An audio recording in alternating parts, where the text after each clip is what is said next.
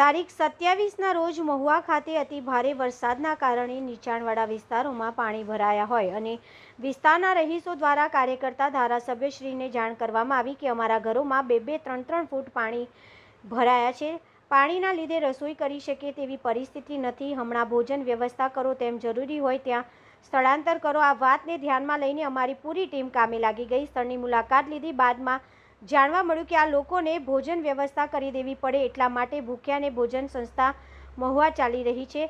તેમનો સંપર્ક કર્યો. હસુભાઈ રહે છે, તેમની સાથે વાત કરી, રૂબરૂ વાત કરી. હસુભાઈ, મારા વિસ્તારમાં પાણી ભરાઈ ગયા હોય તેમના જમવાની વ્યવસ્થા, તો તેમ કહ્યું જેટલી જોવે તેટલી વ્યવસ્થા કરી દેશું, તમે સેવાવાળા માણસોને પહોંચાડવાવાળાની વ્યવસ્થા કરો. ત્યારે ધારાસભ્ય શ્રી શિવાભાઈ ગોહિલ સ્થળની મુલાકાત લીધી. ત્યારથી માન્ય શ્રી કલેક્ટર સાહેબ, પ્રાણ સાહેબ અને મામલતદાર સાહેબ ત્રણેયનો સંપર્ક કરીને કીધું કે ભૂખ્યાને ભોજન સંસ્થા ચાલી રહી છે.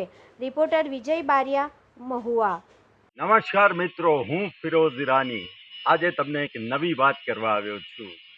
દીવ મિરર ન્યૂઝ જોતા રહો, સબસ્ક્રાઇબ કરવાનું ભૂલતા નહીં અને શેર કરવાનું પણ ભૂલતા નહીં. સત્યની સાથે જોડાતા રહો.